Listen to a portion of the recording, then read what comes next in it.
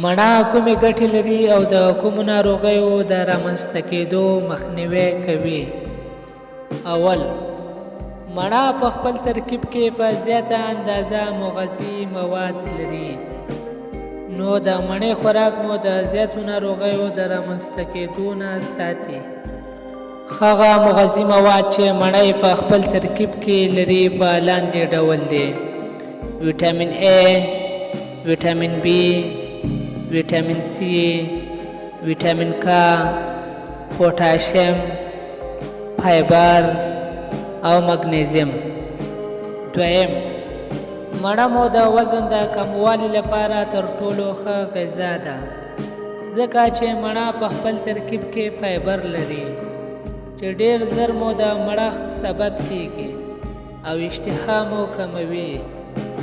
که چیرته د ستاسې وزن زیات وي او غواړئ چې وزن مو کم شي، نو د وزن د کمولو لپاره هغه څېړنه چې په امریکا کې شوې وه، که چیرې یو چاغ شخص د ډوډۍ د خوړلو څخه مخکې روزانه مڼه خوري، نو هره میاشت د چاغ شخص په وزن کې 1 کیلو کموالی منځته راځي.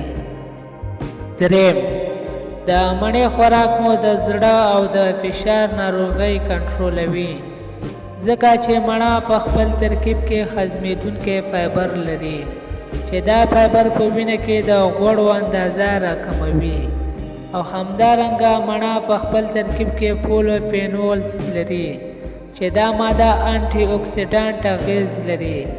نو هغه اکسیډانټ مواد چې په وجود کې د میټابولیزم په نتیجه کې تولید شوي وي، دا اکسیډانټ مواد له منځه وړي.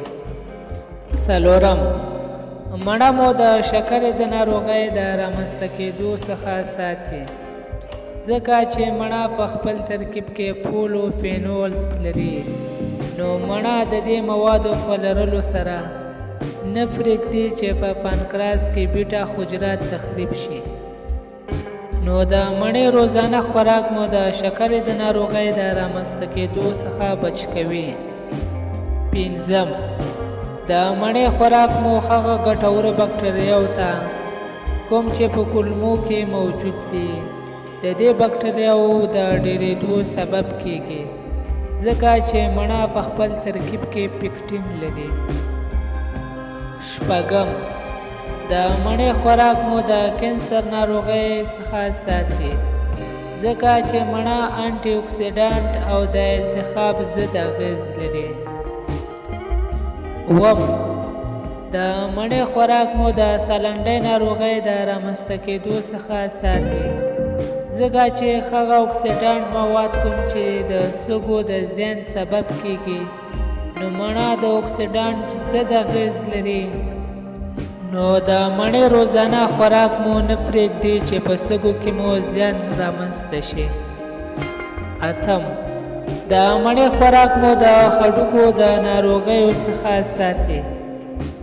نهم، د مڼې خوراک مو د معدې د هغه زخم نه کوم چې د دواګانو د استعمال له کبله منځته راځي بچ کوي.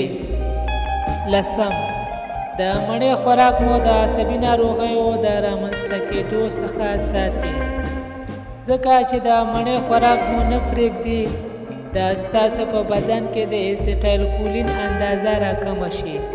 که چیرې د دې اندازه راکمه شي، نو په تاسې کې د عصبي سیستم یوه ناروغي چې الزایمر نومیږي رامنځته کېږي.